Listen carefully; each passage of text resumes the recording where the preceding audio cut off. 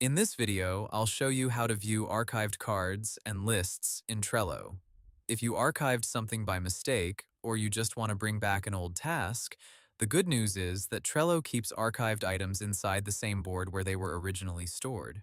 According to Trello's support guides, archived cards and archived lists are managed from the board menu. So the first step is to open the correct Trello board. Then, on the right side of the board, open the menu, click More, and select Archived Items.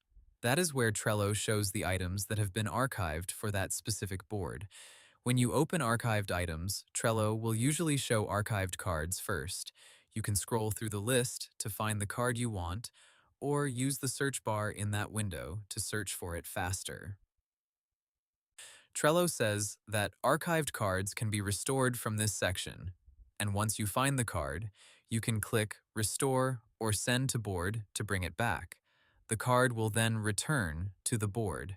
If you want to view archived lists instead of cards, stay in the same archived items area and choose Switch to Lists. Trello's List Archive Guide explains that archived lists do not appear on the board, and neither do the cards inside those lists, while the list remains archived. After switching to the lists view, you'll be able to see your archived lists for that board and restore one by clicking Send to Board. One important thing to remember is that archived items are board specific.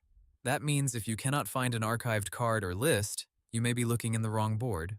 Also, if a card seems to be missing, it may actually be inside an archived list, so check the archived list section as well. Trello also notes that cards inside an archived list stay hidden until that list is restored. So to recap, open the right board, go to Menu, then More, then Archived Items, and from there check either cards or lists depending on what you need. Hope the tutorial was helpful. Subscribe to my channel and see you in the next video.